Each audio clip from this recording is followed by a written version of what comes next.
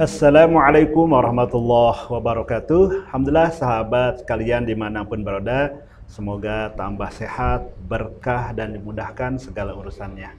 Pada kesempatan yang berbahagia ini, izinkan kami menyampaikan satu tema motivasi ibadah ya, dengan tema agar ibadah lebih nikmat dan mudah. Allah Subhanahu wa taala berfirman dalam surat Az-Zariyat ayat 56, A'udzu billahi minasyaitonir rajim. Bismillahirrahmanirrahim. Wa ma khalaqtul jinna wal insa illa liya'budun.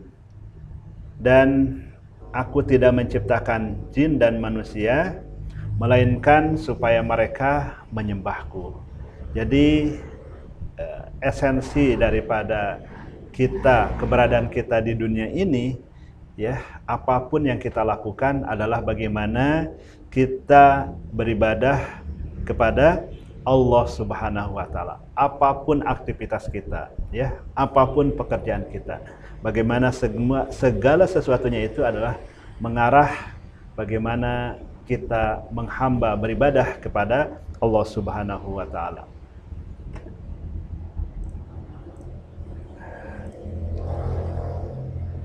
Inilah satu gambaran kita hidup di dunia ini ada dua fungsi.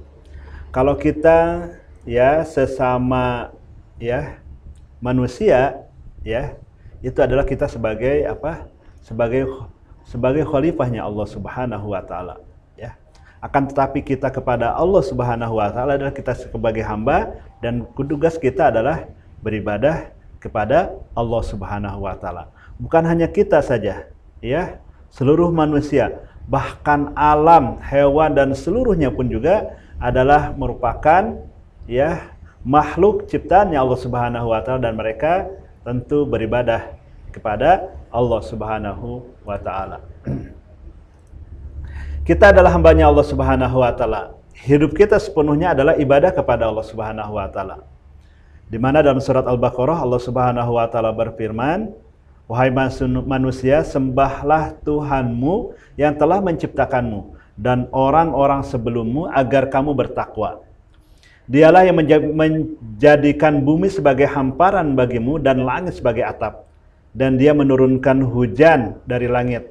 Lalu dia menghasilkan dengan hujan itu segala buah-buahan sebagai rezeki untukmu. Karena itu janganlah kamu mengadakan sekutu-sekutu bagi Allah padahal kamu mengetahuinya. Jadi inilah dalil yang mengatakan bahwasanya kita adalah sebagai hambanya Allah Subhanahu wa taala. Dan segala sesuatu yang ada di bumi ini itu adalah diciptakan, disiapkan, disediakan untuk kita. Dan selain itu itulah tanda-tanda kekuasaan Allah Subhanahu wa taala. Dihamparkannya bumi, langit sebagai atap, diturunkannya hujan. Dengan hujan itu ada buah-buahan, tumbuh rezeki. Dan ingat, itu adalah tanda-tanda kekuasaan Allah. Dan subhanallah, itu semua Allah Subhanahu wa taala sediakan untuk kita sebagai hambanya Allah Subhanahu wa taala. Kemudian selanjutnya ya, kalau tadi adalah fungsi kita sebagai hambanya Allah Subhanahu wa taala, yang kedua adalah kita sebagai khalifahnya Allah Subhanahu wa taala. Dalam surat Al-Baqarah ayat 30 ya, di mana Allah Subhanahu wa taala berfirman juga, ingatlah ketika Tuhanmu berfirman kepada para malaikat, sesungguhnya aku hendak menjadikan seorang khalifah di muka bumi. Mereka berkata, mengapa engkau hendak menjadikan khalifah di muka bumi ini, yaitu orang yang akan membuat kerusakan padanya dan menumpahkan darah, padahal kami senantiasa bertasbih ya dengan memuji engkau dan mensucikan engkau. Kemudian Allah Subhanahu wa taala berfirman, sesungguhnya aku Maha mengetahui apa yang tidak diketahui. Subhanallah, kita sebagai manusia pun juga makhluk yang luar biasa. Kita sebagai khalifahnya Allah Subhanahu wa taala di muka bumi ini. Bahkan dalam ayat ini para malaikat pun bertanya, kenapa manusia yang dijadikan khalifah di muka bumi ini? Ya tentu kita dibekali dengan akal, ada hati, ada nafsu. Masya Allah. Dan inilah yang Allah Subhanahu wa taala siapkan kepada kita sebagai khalifah, sebagai pemimpin di muka bumi ini. Dan kita mengatur, memang manusia adalah yang mengatur. dunia ini. Subhanallah, luar biasa.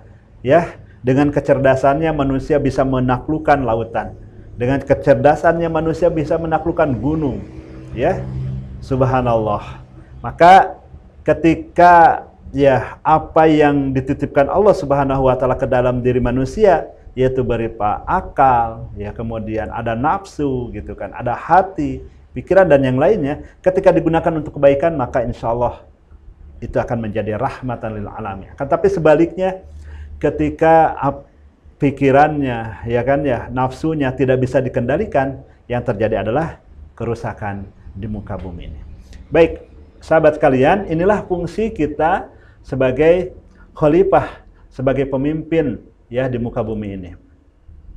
Kemudian selanjutnya apa sih ibadah itu? Ini simpelnya saja, singkatnya saja.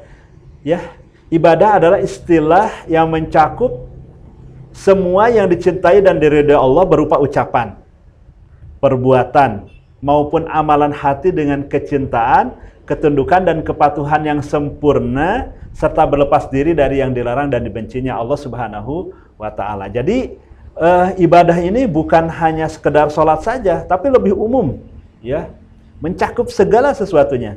Bisa berupa ucapan ya, berdakwah seperti ini pun juga bisa menjadi ibadah. Ketika kita niatkan untuk menasehati berbagi kebaikan.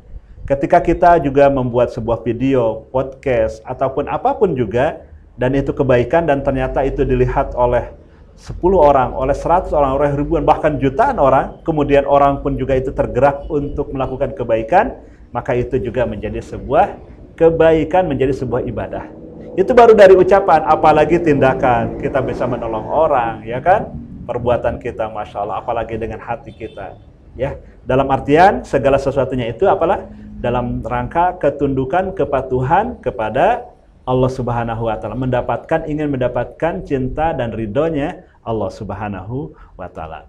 Di mana Allah Subhanahu wa taala berfirman dalam surat Al-An'am ayat 162 sampai 163, katakanlah sesungguhnya salatku, ibadahku, hidupku dan matiku hanyalah untuk Allah Subhanahu wa taala. Ya Allah yang menciptakan semesta, tiada sekutu baginya. Baik, sahabat sekalian, kita lanjutkan kembali. Bukan hanya kita sebagai manusia yang beribadah kepada Allah Subhanahu wa taala, tadi dijelaskan bahwasanya alam pun juga, bahkan hewan pun juga itu beribadah kepada Allah Subhanahu wa taala, bertasbih kepada Allah Subhanahu wa taala. Dalam surat An-Nur ayat Allah Subhanahu wa taala berfirman ya dalam ayat 41 ya.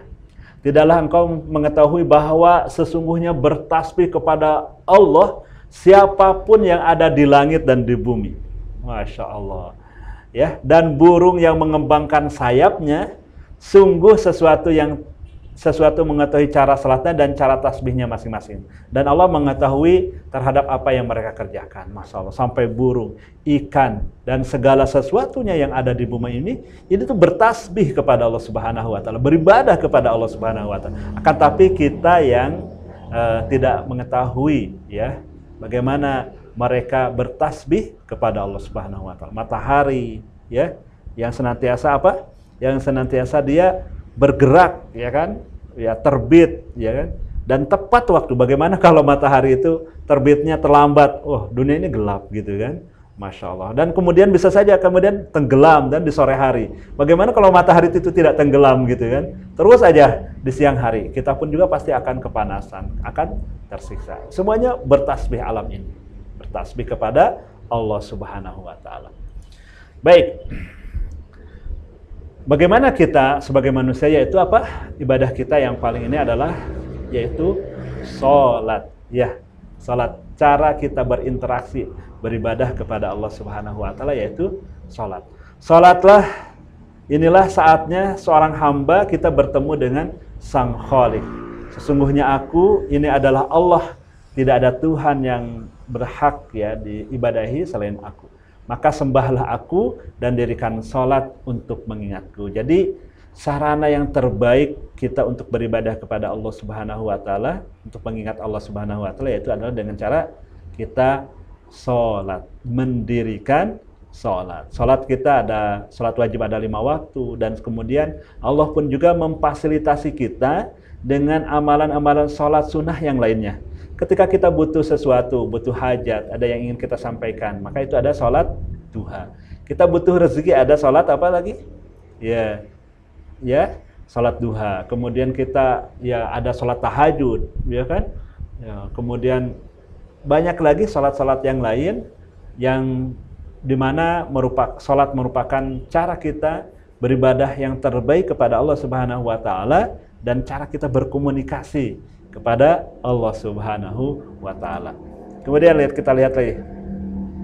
Salatlah tumpahkan segala keluh kesahmu, ringankan segala beban hidupmu. Hai orang-orang yang beriman, jadikanlah salat dan sabar sebagai penolongmu. Sesungguhnya Allah berserta orang-orang yang sabar. Ya, bahkan jadi salat pun juga menjadi salah satu sarana kita meminta pertolongan kepada Allah Subhanahu wa Ta'ala. Ketika kita sedang susah dilanda sebuah permasalahan, mintalah pertolongan Allah Subhanahu wa Ta'ala dengan cara apa?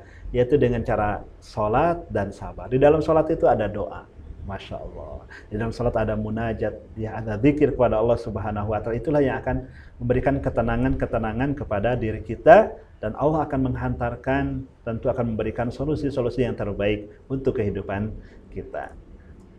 Kemudian sholatlah untuk membersihkan jiwa ragamu. Rasulullah SAW bersabda, perumpamaan sholat 5 waktu seperti sebuah sungai dekat dengan pintu rumah seseorang yang airnya mengalir dan melimpah, dan ia mandi di sungai itu 5 kali setiap harinya, maka tidaklah kamu melihat lagi kotornya. Ini dalam hadis sahih riwayat Bukhari dan Muslim. Jadi dengan sholat ya, kita berwudu itu beda ya, cahayanya beda gitu kan ya. Orang yang sholat itu insya Allah selain bersih juga hatinya akan tenang ya, nyaman dilihat oleh orang. Selanjutnya, sholatlah agar hati kita tenang. Orang-orang yang beriman dan hatinya mereka tentam dengan mengingat Allah, ala bidzikrillahi tatma'innul qulub. Ingatlah, hanya dengan mengingat Allah hati kita menjadi tentram. Sholatlah raih rezeki yang berkah. Ya, Masya Allah. Dengan sholat kita juga akan mendapatkan rezeki yang berkah. Rasulullah SAW bersabda, sesungguhnya Allah Subhanahu wa Ta'ala berfirman dalam sebuah hadits qudsi, wahai anak Adam, beribadahlah sepenuhnya kepadaku, niscaya aku penuhi hatimu yang ada di dalam dadumu dengan kekayaan, dan aku penuhi kebutuhanmu. Dan jika tidak kalian lakukan, niscaya aku penuhi tanganmu dengan kesibukan, dan aku penuhi tanganmu, ya, dan aku tidak penuhi kebutuhanmu. Jadi subhanallah, dengan kita beribadah kepada Allah Subhanahu wa Ta'ala, fokus saja kita beribadah kepada Allah Subhanahu wa Ta'ala, ternyata apa? Allah akan memberikan ketenangan, Masya Allah, kesejukan dan rezeki yang berlimpah. Allahu Akbar. Nah, sholat juga sebagai rasa wujud syukur kita kepada Allah Subhanahu wa Ta'ala. Kalau kita bersyukur, insya Allah Allah akan memberikan terus kenikmatan, menambah kenikmatan kepada kita. Kemudian ini yang menjadi pembahasan kita, yaitu bagaimana sih ibadah kita itu lebih nikmat, menyenangkan. Maka ini ada dasar-dasar motivasi beribadah, yaitu ada 3 ya. Yang pertama itu adalah khauf, rasa takut ya. Kemudian roza, yaitu harap.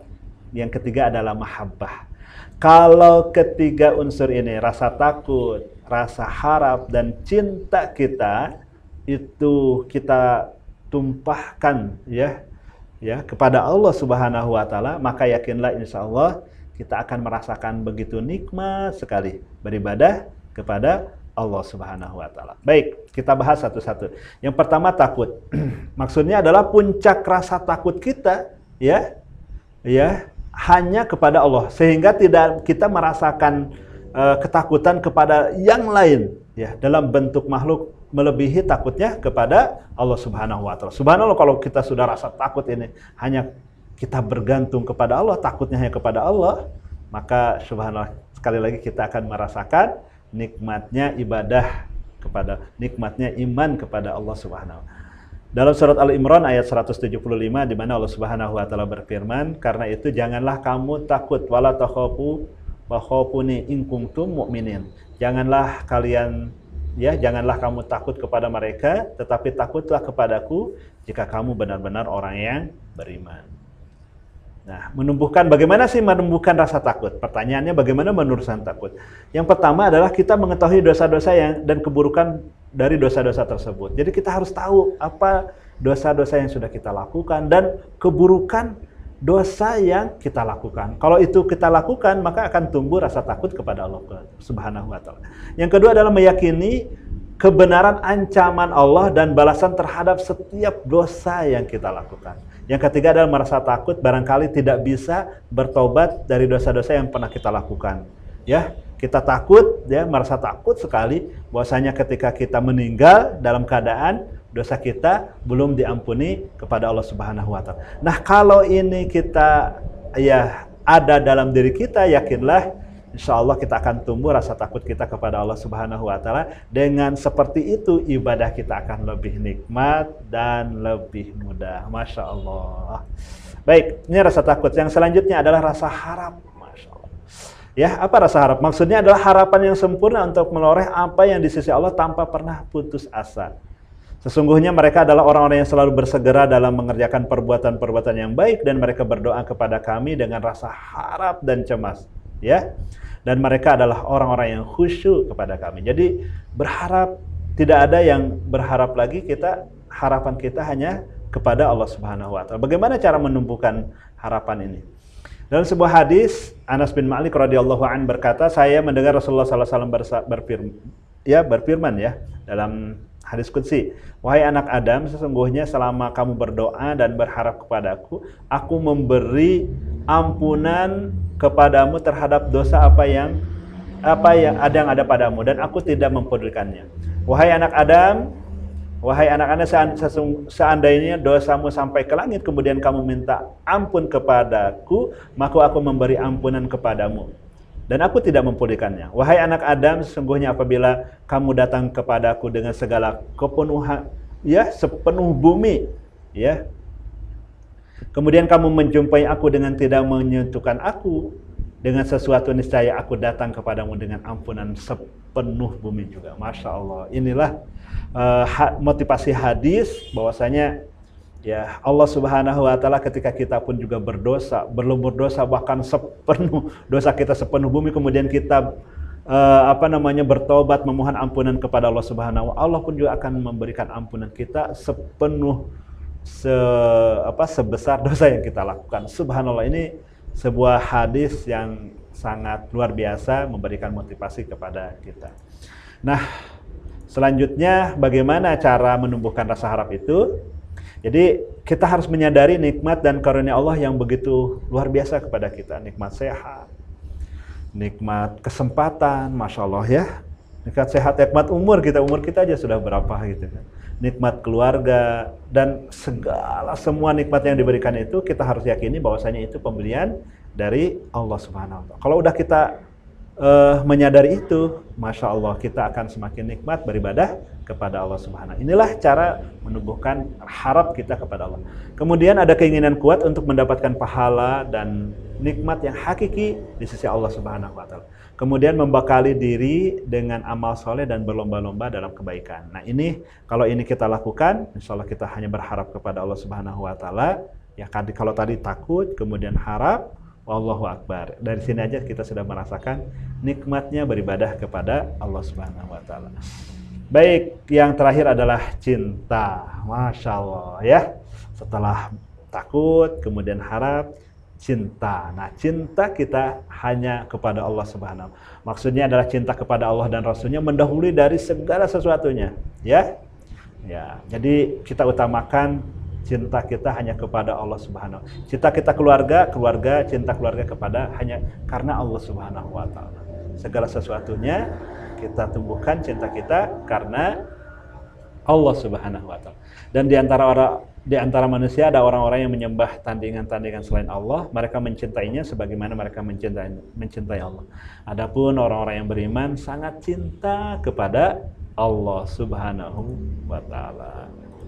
Nah, 3 hal yang barang siapa yang dalam dirinya ada kenikmatan ya, ya, ada andilnya, ada hal tersebut, ada ketiganya dia akan merasakan manisnya iman, nikmatnya iman. Apa itu? Bila Allah dan Rasulnya lebih ia cintai dari yang lain.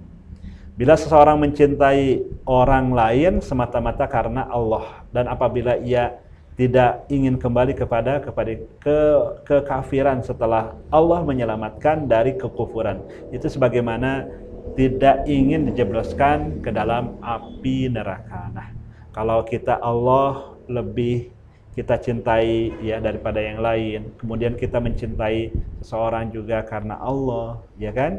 Maka Allah kita akan mendapatkan rasanya nikmatnya iman, dan tentu ini pun juga kita akan menumbuhkan nikmatnya kita beribadah kepada Allah Subhanahu wa taala. Kalau ibadah itu udah nikmat ya, nikmat sekali gitu kan, baca Al-Qur'an, sholat, ya pasti akan mudah gitu kan, bukan beban.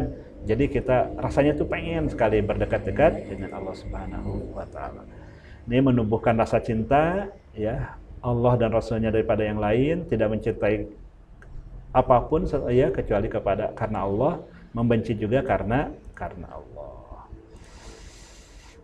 Nah, terakhir dari hadis dari Abu Hurairah radhiyallahu anhu, ia berkata, Nabi SAW bersabda, Allah Subhanahu wa taala berfirman, aku menurut sangkaan hambaku kepadaku, dan aku bersamanya apabila ia mengingat kepadaku.